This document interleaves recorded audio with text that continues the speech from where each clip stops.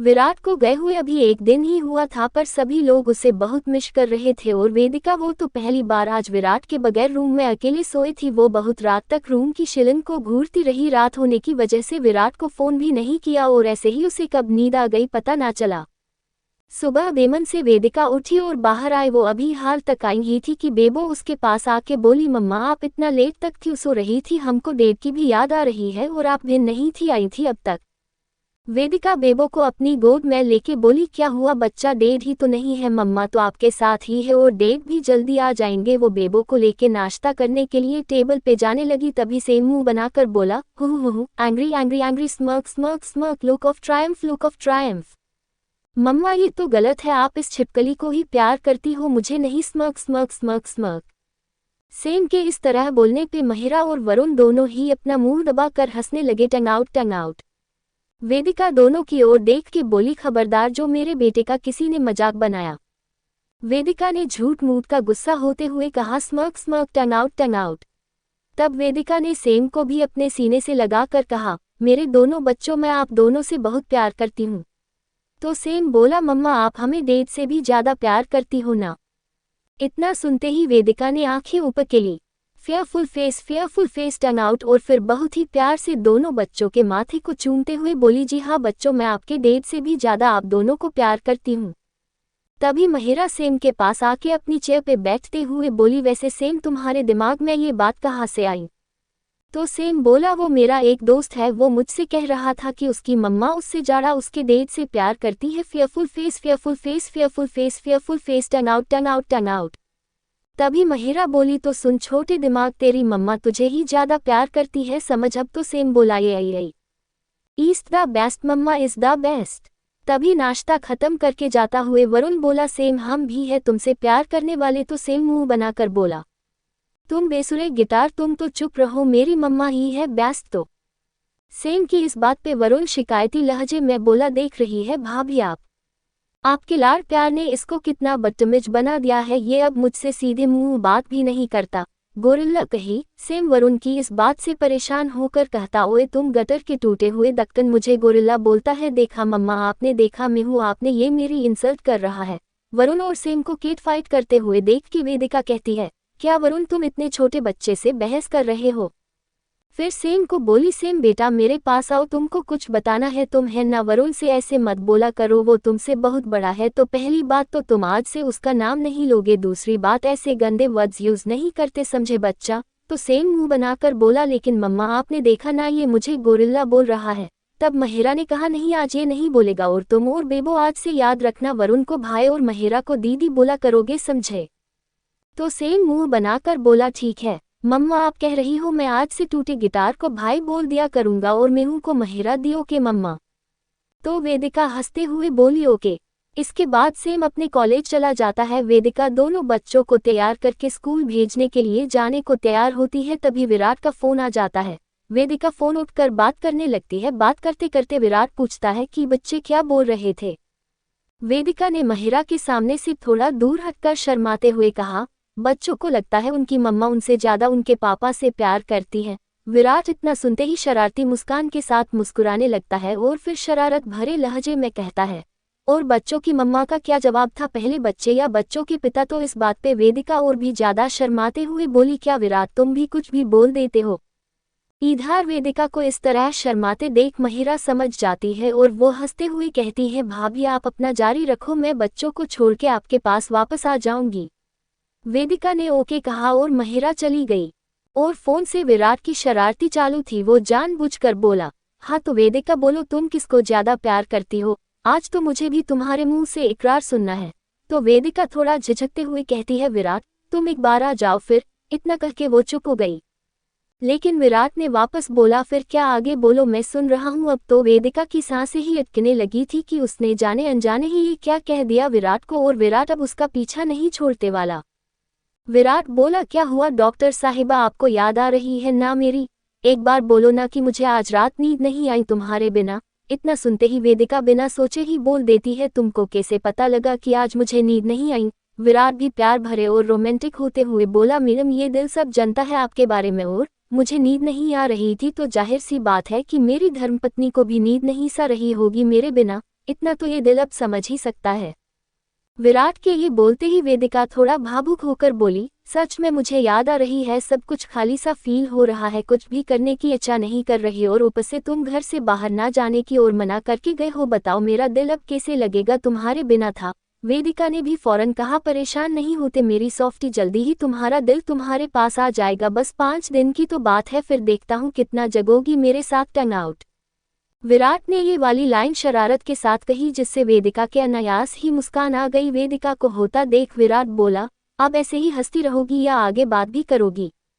विराट की इस बात पे वेदिका एक बार फिर चौंक गई और बोली, तुमको कैसे पता कि मैं मुस्कुराती हूँ।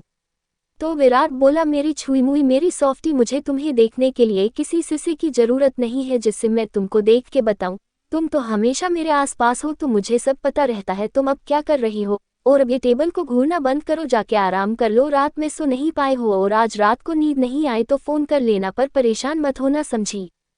वेदिका भी अब विराट को खुद से इतना पास पाके मुस्कुरा कर फोन रख देती है। कुछ घंटे बाद महिरा वेदिका के पास जाती है, साथ में कॉफी का मग लेके। वो जाके देखती है वेदिका अभी बालकनी में बैठ के अपने लैपटॉप में कुछ देख रही थी, जिससे पीछे से ही महिरा बोली, भाभी भाई को देखना बंद हो गया हो तो अब मेरे साथ कॉफी पी लो। महिरा के ऐसे बोलने पे वेदिका आंखें आश्चर्य से फैला कर बोली, महिरा तुम दोनों भाई बहनों को पता कैसे लग जाता है कि मैं क्या कर रही हूँ। तब महिरा हंसते हुए बोली, भाभी मुझे रूम में आते ही आपके चेहरे पे आई मुस्कान को देख के ही समझ में आ गया था कि आप भाई को ही देखे जा रही है, और भाई वो आपको बहुत प्यार करते हैं, आप उनके दिल की धड़कन बन गई हो और कोई अपनी धड़कन से कैसे अनजान हो सकता है। वेदिका महिरा के साथ बैठकर कॉफी पीने लगी। तभी महिरा से वेदिका बोली, महिरा मुझे तो विराट ने मना किया है घर से बाहर जाने को, पर तुम क्यों नहीं गई ऑफिस, तुमने तो अभी अभी ज्वाइन किया है, तुमको तो बहुत सीखना होगा, अभी बहुत काम होगा तुमको। तब महिरा हंसते हुए कहती है, अरे मेरी प्यारी भाभी जी, मेरे भाई का आदेश था कि जब तक वो नहीं आ जाते मैं उनकी प्यारी बीबी का ध्यान रखूं और सबका भी, तो इसलिए मैं 5 दिन ऑफिस नहीं जाऊंगी और काम मैं घर से ही कर लूंगी। इतना कह के महिरा हंसने लगी। वेदिका के 3 दिन ऐसे ही निकल गए, कभी विराट से बातें करके, कभी उसकी याद में उदास होकर, कभी बच्चों के साथ मस्ती करके, कभी वरुण के कॉलेज के किस्से सुनकर उसका टाइम निकल गया था। एक दिन शाम के टाइम वेदिका अपने रूम की बालकनी में आके अपनी बुक पढ़ रही थी और बुक पढ़ते पढ़ते भी उसे विराट की याद आने लगी। वो बुक एक साइड में रखकर खुद से बोली, कितना बदल दिया ना विराट तुमने सब कुछ, आज तुम्हारे बिना एक पल नहीं कट रहा। तुम पास थे तो कभी एहसास ही नहीं था और अब तुम पास नहीं हो, दिल हर पल तुम्हारी याद में तड़पता है, कभी जुबा से कह नहीं पाए, पर असल में विराट तुम मेरी जिंदगी बन गए हो, मेरे बेजान पड़ी जिंदगी में मेरी सांस बन गए हो। अब तो तुम बिन न जी नहीं पाएगा, तुमसे दूरी तो बर्दाश्त कर ली है पर तुमसे जुदाई बर्दाश्त नहीं होगी, तुम्हारे बिना तो मैं मर ही जाऊंगी। फिर बोली, विराट तुम्हारा प्यार आज तक बस मैंने देखा ही है, पर अब तो मुझे भी तुम्हारे मुंह से ये 3 वर्ड सुनने ही है। देखती है तुम कैसे अपने दिल की बात कहोगे। वो खुद में खोई होती है, तभी उसे बाहर से महिरा के जोर से चिल्लाने की आवाज आती है। उसके रूम का गेट खुला होने की वजह से वो सब सुन लेती है और जल्दी से नीचे आके बोलती है, क्या हुआ महिरा, तुम रेखा पर इतना क्यों चिल्ला रही हो, और ये क्या रेखा के साथ शामली और शांति और विद्या, तुम सब ऐसे क्यों खड़े हो, क्या बात हुए है। तब महिरा थोड़ा परेशान होकर बोली, देखो ना भाभी, ये सब एक साथ बोलती है कि इस सबको एक साथ छुट्टी चाहिए कल और परसों की। तो वेदिका बोली, क्यों तुम सबको एक साथ हो, क्यों छुट्टी चाहिए। तभी उनमें से विंध्या बोली, अरे मैम आपको तो पता ही होगा ना, आपकी भी तो ये पहली करवा चौथ है। करवा चौथ का व्रत तो हर सुहागन करती है अपने पति की लंबी उम्र और अपने प्यार को और मजबूत करने के लिए। ये व्रत है ही ऐसा कि हर सुहागन हो इस दिन उसका सच्चा प्यार मिल ही जाता है। कुछ सोचते हुए शामली बोली, वेदिका मैम अगर आपका पहला करवा चौथ है ये तो आप उसे बहुत धूमधाम से सेलिब्रेट करोगी, फिर तो हम सब लोगों को छुट्टी मिलने से रही, क्योंकि फिर तो घर में बहुत कम होंगे उस दिन। शामली खुद में ही खोते हुए बोली। और वेदिका वो तो समझ ही नहीं पा रही थी कि वो सबको क्या कहे। तभी महिरा बोली, अरे हाँ शामली, मैं तो भूल ही गई, ये तो भाभी का भी पहला करवा चौथ है। इतना बोलकर बोली, मेरे पास एक आइडिया है, आप लोगों को छुट्टी भी नहीं लेनी पड़ेगी और व्रत भी हो जाएगा। महिरा बोली, देखो उस दिन पूजा यही घर में आप सब लोग मिलकर भाभी के साथ कर लेना और व्रत आप सब लोग अपने पति के साथ जाकर अपने घरों में खोल सकती है, आप लोगों का व्रत भी हो जाएगा और छुट्टी भी नहीं लेनी पड़ेगी। इतना सुनकर सब बोली, हाँ महिरा मैम ये सब सही है, हम लोग यही पूजा करके व्रत अपने घर खोल लेंगे।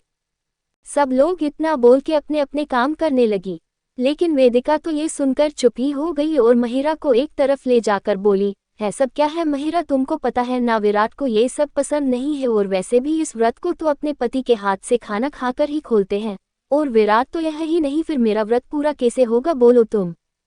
महिरा वेदिका के गले लगकर बोली, अरे मेरी भोली भाभी जी, आपने शायद उन लोगों की बात ध्यान से नहीं सुनी। आप भाई से सच में प्यार करती हो तो ये व्रत करना, और अगर भाई को भी आपसे सच में सच्चा प्यार होगा तो वो बिना बताए ही आपके पास आ जाएंगे। देखते हैं आप दोनों का प्यार कितना सच्चा है और कितना समझते हैं आप लोग एक दूसरे को।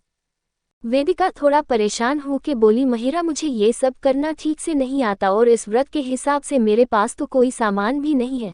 तब महिरा हंसते हुए उससे बोली, आप यहीं रुको, मैं सभी आती हूँ। वो इतना कह के वहां से चली गई।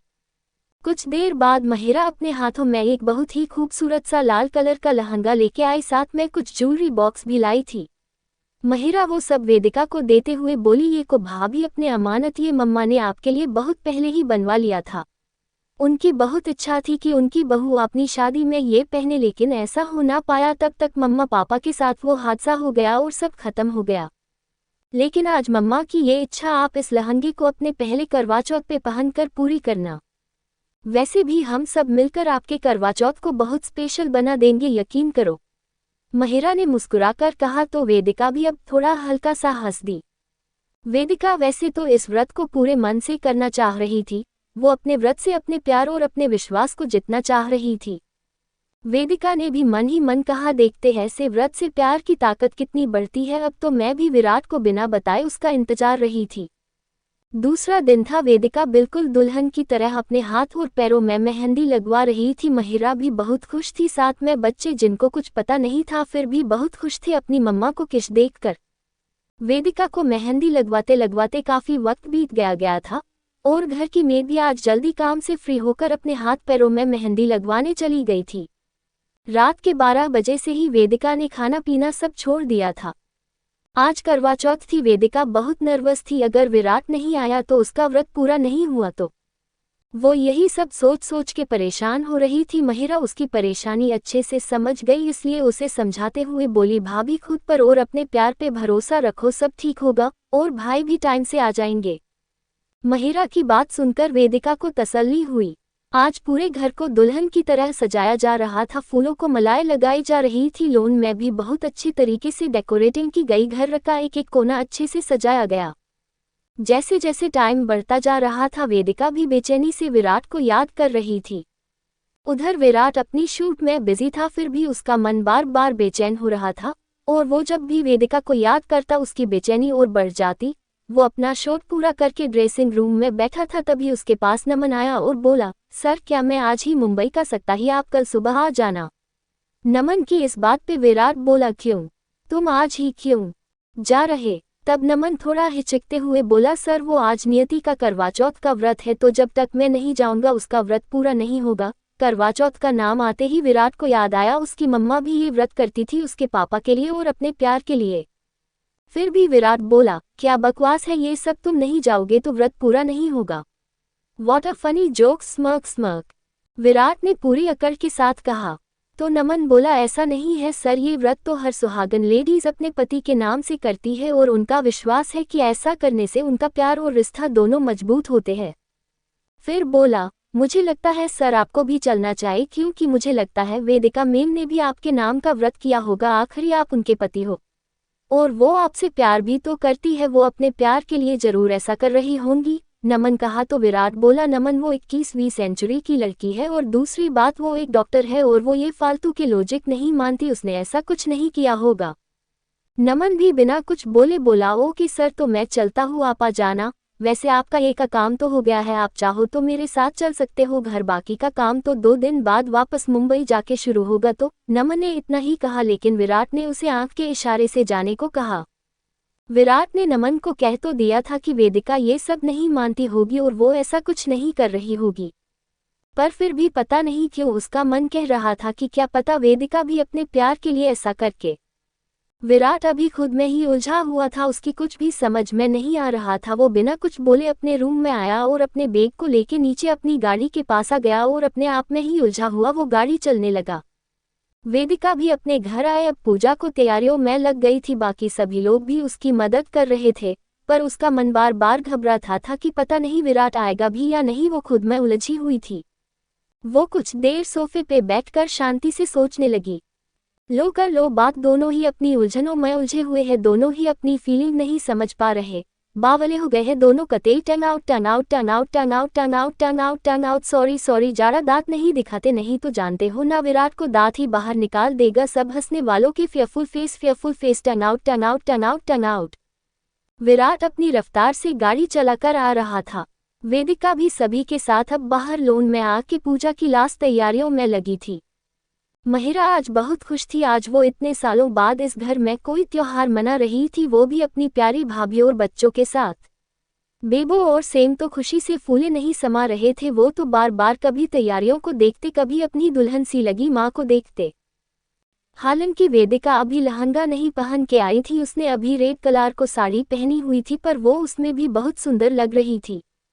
पूजा की सारी तैयारियां हो गई थी। तब महिरा बोली, भाभी अब चलो आप तैयार हो जाओ, कुछ देर बाद पूजा करने का टाइम हो जाएगा। वेदिका भी मुस्कुरा के उसके साथ चली गई। अपने रूम के अंदर आकर वेदिका वॉशरूम में आके चेंज करके अपना लहंगा पहन कर आ गई। पर आज के दिन के लिए वेदिका को महिरा ने तैयार किया था। वेदिका आज बहुत सुंदर लग रही थी। आज वो बिल्कुल दुल्हन सी सजाई थी महिरा ने। भरे भरे हाथों में मेहंदी, हाथों में सुहाग का चूड़ा, मग में विराट के नाम का सिंदूर, उसके उपमग्थी का नाम में नाथ, गले में पहले विराट का पहनाया हुए मंगलसूत्र पहना, उसके बाद उनका पुश्तैनी हार पहनाया था महिरा ने, जो विराट की मम्मा ने अपनी होने वाली बहू के लिए सजा के रखा था। कमर में पतली कमर बंद, पैरों में छम छम करती पायल और गुलाबी रंग की महावर उसके पैरों को बहुत ही सुंदर बना रही थी। आज वेदिका के इस रूप के आगे अप्सरा भी फीकी पड़ जाए, आज वो ऐसी लग रही थी।